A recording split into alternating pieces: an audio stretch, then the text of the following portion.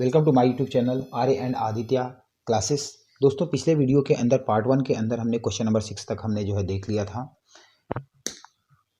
आज हम देखेंगे क्वेश्चन नंबर 7 जो कि क्लास 8 मैथ केवी स्कूल के प्रीवियस ईयर मिक्स क्वेश्चन हैं। और मैंने ये बोला 3 या 4 पार्ट के अंदर जो है मैक्सिमम 2 या 3 ईयर्स के क्वेश्चन जो है मैं इसमें इंपॉर्टेंट जो भी है नए न्यू सिलेबस के हिसाब से वो मैं कवर करूँगा। चलिए, क्वेश्चन है 7 नंबर में। देखिए, if the dimension of a room are, एक रूम का डायमेंशन 2 मीटर, 3 मीटर, 4 मीटर है, then which of the following is the number of the cuboids. तो क्यूबाइड्स कितने बन सकते हैं? CUBOIDS।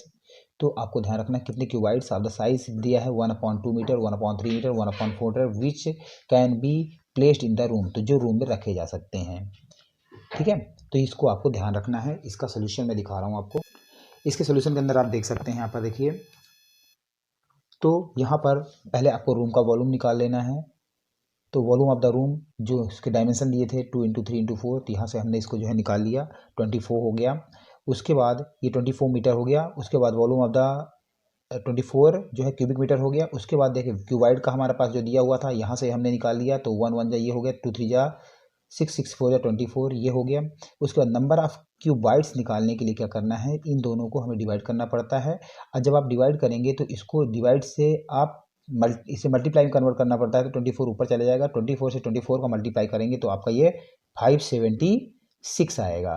तो 576, और यहाँ पर दोनों जगह मीटर क्यूब आएंगे तो मीटर क्यूब से मीटर क्यूब कट जाएगा, और 576 आपका जो है नंबर ऑफ क्यूब्स इतने आएंगे। तो ये आपको ध्यान रखना है। इसके बाद नेक्स्ट क्वेश्चन देखिए। नेक्स्ट क्वेश्चन है, यहाँ पे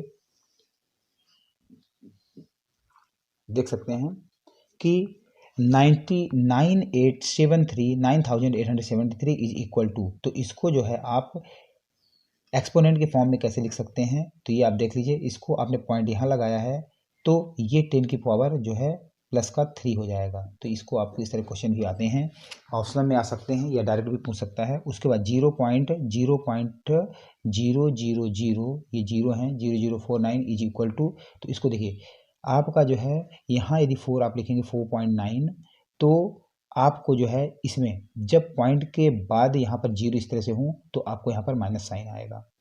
तो ये आपको ध्यान रखना है। या कई बार क्वेश्चन आपको बोलेगा कि स्टैंडर्ड फॉर्म में कन्वर्ट करिए, तो स्टैंडर्ड फॉर्म में आपको इस तरह से कन्वर्ट करना पड़ता है। तो ये आप ध्यान दे दीजिए। उसके बाद नेक्स्ट क्वेश्चन है 50 cows grass a field in the 80 days. तो 50 जो गायें हैं, 50 यहाँ पर 50 देखिए, 50 काउ 50 गायें जो है ग्रेज मतलब चर सकती हैं एक खेत को 18 दिन के अंदर। तो how many cow will graze the same field in 15 days. इसका मतलब ये है कि काउस सेम है। ये बोला 15 cows can be grass 18 days, तो हाउ मेनी काउस, तो कितनी काउ पूछ रहा है, तो कितनी काउस ग्रेस कर देती हैं सेम फील्ड इन 15 डेज। तो आपको यहाँ 2 कॉलम बना लेना है, नंबर ऑफ काउस और नंबर ऑफ डेज। एक जगह आपने 50 जो काउ हैं और यहाँ पर डेज में 18 हो गया। इसके बाद आप क्या करेंगे कि हमें पूछ रहा है कितनी काउस, और डेज के नीचे डेज लिख दीजिए। तो इसके अंदर आपको क्या करना है, देखिए यहाँ पर ये आपका जो है यहाँ पर आपको 50 में 18 का मल्टीप्लाई और x का 15 से मल्टीप्लाई कर दीजिए। तो ये आपका क्या है, यहाँ पर 50 × 18 ये लिख के, और यहाँ पे मल्टीप्लाई में है तो ट्रांसपोज होगा जब इधर लेफ्ट साइड में, तो डिवाइड में चला जाएगा। और इसको आपने यहाँ पे जो है सॉल्व करके x की वैल्यू जो है आपकी वो 60 आ जाएगी। इसके बाद नेक्स्ट क्वेश्चन देखिए, the factorise of the by square -49। तो बाई स्क्वायर -49 को आपने 49 का फैक्टराइज कर देना, 7 का स्क्वायर आ जाएगा। इसके बाद आपको यहाँ एक आइडेंटिटी आपको पता होना चाहिए ये वाली, कि a स्क्वायर - b स्क्वायर होता है a + b, a - b होता है। तो यहाँ पर आप जो है यहाँ पर a को बाई मान लीजिए और b को 7 मान लीजिए। तो यहाँ पर सेम पहले a + b, इसका मतलब बाई +7, और एक बार a - b होता है तो बाई -7 आपका ये आंसर आ जाएगा। इसके बाद नेक्स्ट क्वेश्चन देखिए। नेक्स्ट क्वेश्चन आपको जो है देखना है। नेक्स्ट क्वेश्चन के अंदर देखिए, इफ x = 4 और y = -1, तो y की वैल्यू जो है -1 यहाँ पर दी हुई देखिए, then the value of x² + 4xy + xy² की वैल्यू क्या होगी।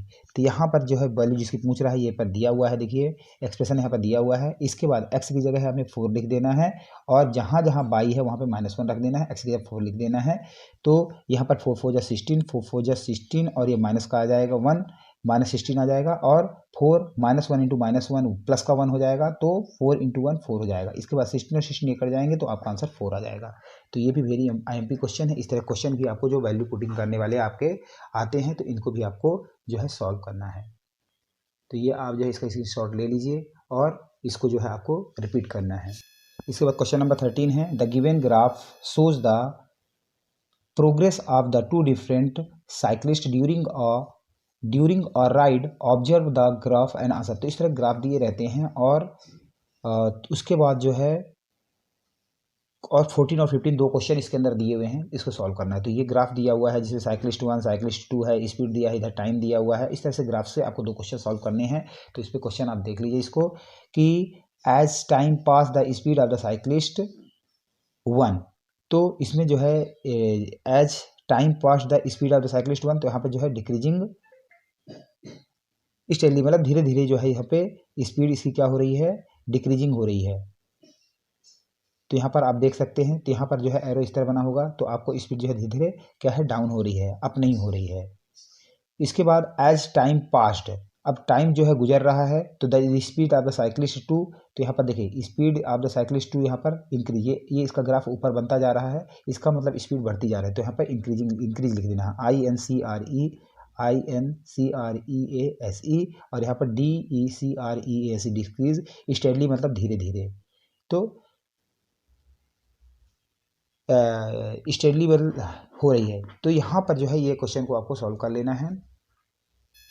चलिए नेक्स्ट देख सकते हैं, इसी के अंदर सेक्शन बी जो है, सेक्शन बी जो क्वेश्चन आए हुए हैं, क्वेश्चन नंबर 16 है, how many sides does a rectangular polygon have if each of its interior angle. यहाँ पर इंटीरियर एंगल गिवन हुए हैं और हमें क्या निकालना है, यहाँ पर साइड्स निकालना है। तो इस तरह क्वेश्चन में देखिए एक्सटीरियर पहले तो क्या है आपका इंटीरियर एंगल निकालना है, तो आपको यहाँ पर क्या है पहले एक्सटीरियर एंगल निकालना पड़ेगा।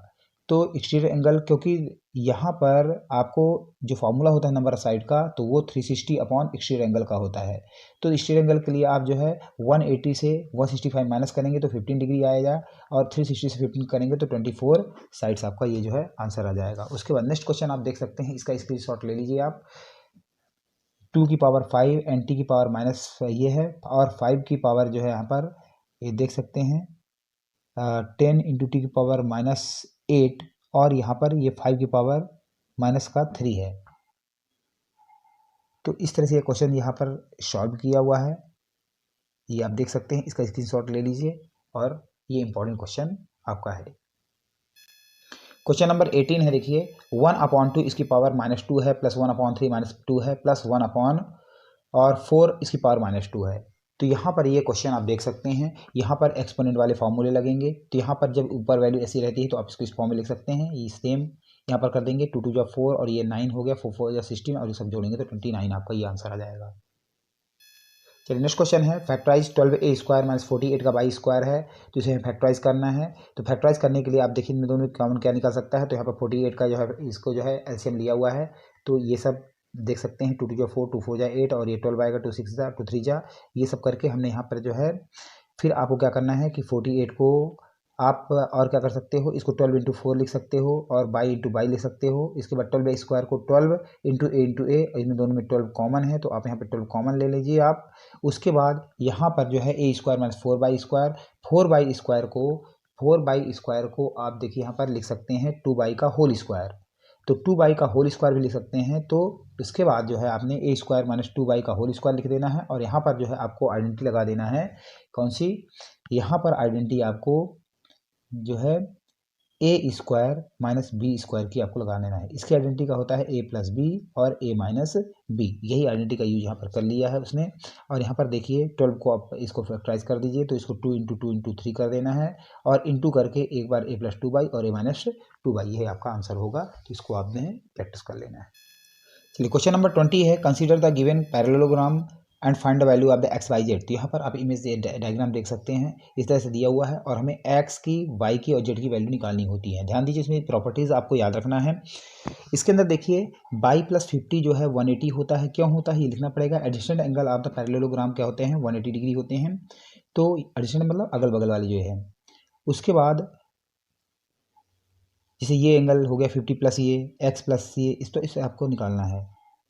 तो यहाँ पर बाई प्लस जेड आप करेंगे तो 180 हो जाएगा। उसके बाद बाई इक्वल टू क्या करेंगे, 180 में इधर 50 ले जाएंगे तो ये 130 हो जाएगा, बाई इक्वल टू। उसके बाद यहाँ पर और ध्यान देना है, फिर एक्स इक्वल टू क्या है, बाई क्यों होगा, क्योंकि opposite angle of the parallelogram कैसे होते हैं, वो इक्वल होते हैं। तो यहाँ ध्यान देना है। तो ये अपोजिट एंगल्स हैं, ये आपस में इक्वल होंगे। इसी तरह इसको भी हम एक जो है यहाँ पे हम डब्ल्यू एज्यूम कर लेते हैं अपने से, ठीक है। तो यहाँ पर जो है इसको भी काम आएगा। तो यदि मेरा जो है, ध्यान दीजिए, यदि x मेरा यहाँ पर बाई 130 आया तो x भी जो है यहाँ पर 130 होगा, क्योंकि अपोजिट एंगल इक्वल होते हैं। उसके बाद w इक्वल टू जो है क्या होगा, 50 डिग्री। क्यों होगा कि अपोजिट एंगल, यहाँ ध्यान दीजिए आप, x इक्वल टू बाई, क्योंकि opposite angle of the parallelogram है। और यहाँ पर जो है आपका x इक्वल टू जो है 130 डिग्री होगा। और उसके बाद आप यहाँ पर एक w एक अपने से एंगल एज्यूम कर सकते हैं, यहाँ पर w एंगल एज्यूम कर सकते हैं। उसके बाद देखिए w इक्वल टू 50 डिग्री, क्योंकि opposite angles of the parallelogram जो है इक्वल होते हैं। तो और क्या कर सकते हो आप, उसके बाद w प्लस जेड, तो यहाँ पर जो है लीनियर पेयर, ठीक है, linear pair of, linear pair है। तो यहाँ पर आप ऐसा कर लीजिए, लीनियर पेयर हैं तो w प्लस जेड करके आप 180 डिग्री कर लीजिए। उसके बाद यहाँ पर w आपने 50 डिग्री निकाल लिया है, z के लिए यहाँ पर z लिख लीजिए। और यहाँ पर जब 50 ट्रांसपोज होगा तो 180 में ये माइनस करेंगे तो z की वैल्यू जो है 130 डिग्री आएगी। तो इस तरह से इंपॉर्टेंट क्वेश्चन है, इसको जो है एक दो बार आपको कर लेना है, ये समझ में आ जाएगा। प्रॉपर्टी आपको लिखना पड़ेगा।